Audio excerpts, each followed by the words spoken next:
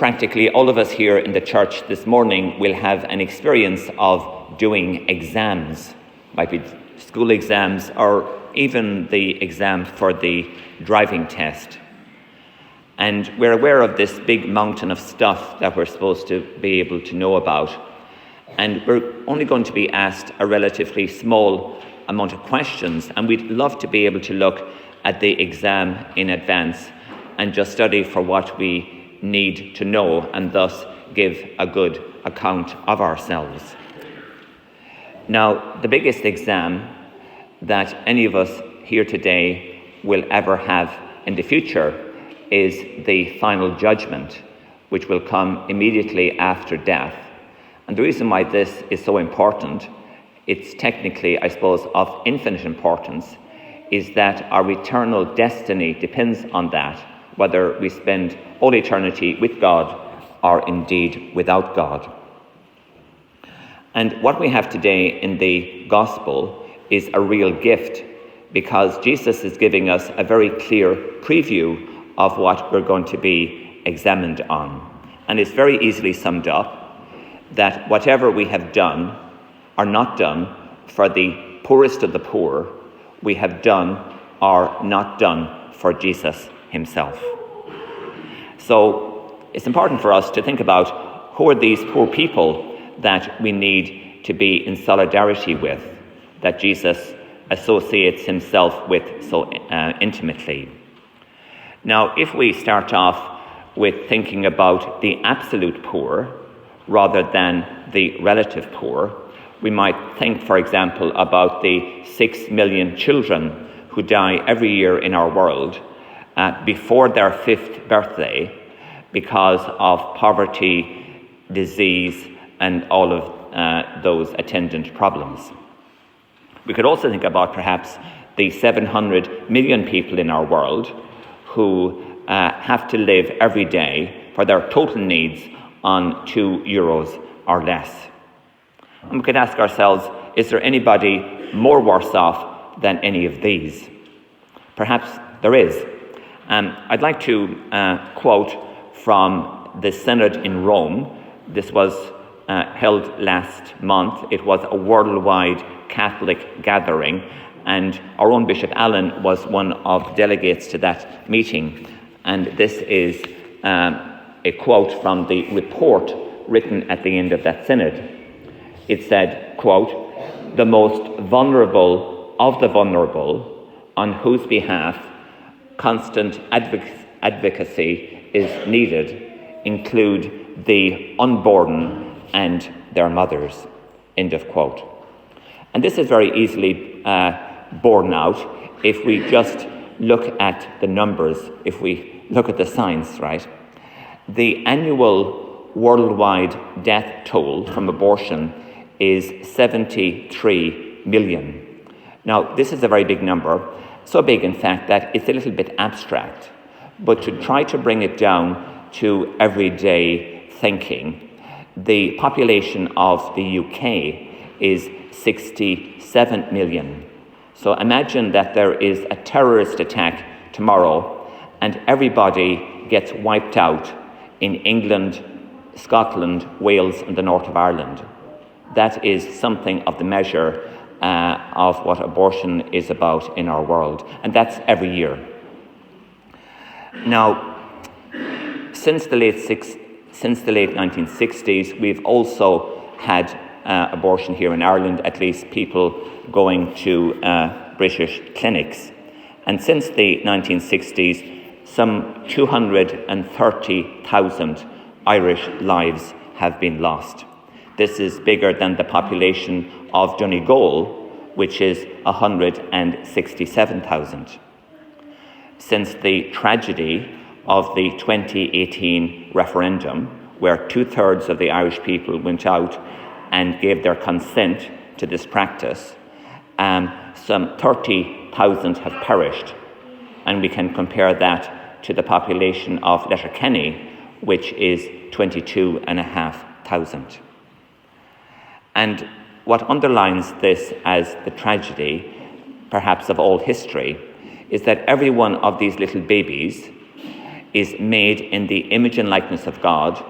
It has an immortal soul, and it's loved by God just as much as any of us here are in the church this morning. We also need to remember the countless mothers and fathers who are scarred and wounded for the rest of their lives because of a fateful decision that they can never reverse.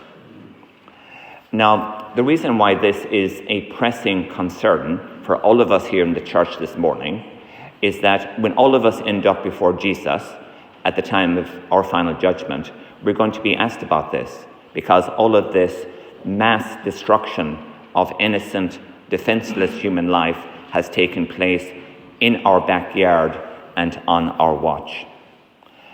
With my cancer situation, I'm very much aware of my upcoming final judgment, and I have a little list of things that I'm going to give to Jesus as a way of covering myself, having lived in this particular era. And I'd just like to share these with you this morning, and some of them might be of interest to you. The first and perhaps the most important thing that I do every day is I say a special prayer that all of these innumerable little children will get the grace of baptism.